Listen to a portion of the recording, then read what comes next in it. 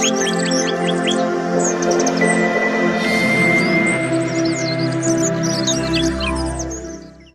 ଜଙ୍ଗଲରେ ଗୋଟିଏ ସିଂହ ରହୁଥିଲା।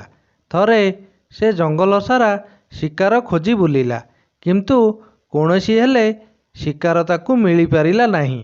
ସିଂହ ଭୋକରେ ଅତି ଆକୁଳ ହେଉଥିଲା ଓ ଚାହୁଁଥିଲା ଯେ କୌଣସି ଭାବେ ଶିକାରଟିଏ ତାକୁ ମିଳିଯାଉ। ସେହି ସମୟରେ ତାର ଦୃଷ୍ଟି ଗୋଟିଏ ଗୁମ୍ଫା ଉପରେ ପଡ଼ିଲା। ସେ ଭାବିଲା, ଗୁମ୍ଫାରେ କେହି ନା କେହି ପଶୁ ନିଶ୍ଚୟ ଥିବ।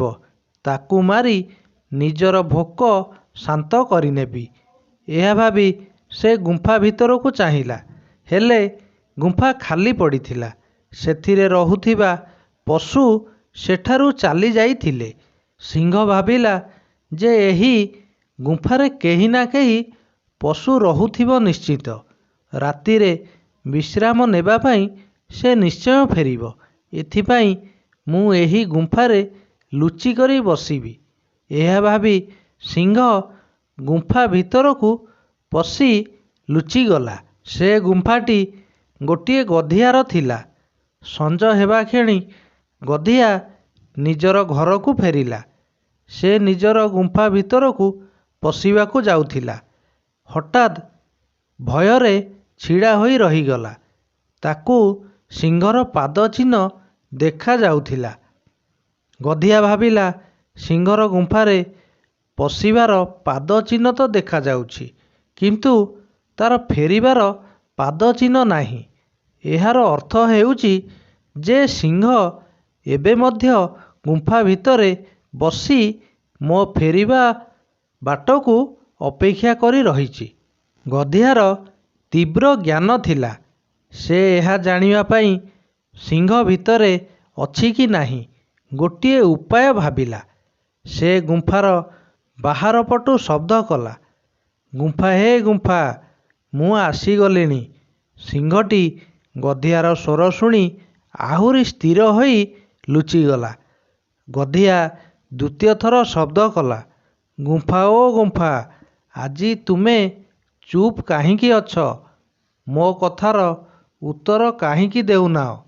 କିନ୍ତୁ ଭିତରୁ କାହାର ସ୍ୱର ଶବ୍ଦ ଆସିଲା ନାହିଁ। ସିଂହ ସମ୍ପୂର୍ଣ୍ଣ ଭାବେ ସଜାଗ ହୋଇ ବସିଗଲା। ଓହୋ, ଲାଗୁଛି ଆଜି ମୋ ଗୁମ୍ଫା ମୋ ଉପରେ ରାଗି ଯାଇଛି। ମୋ କଥାର ଉତ୍ତର ଦେଉନାହିଁ।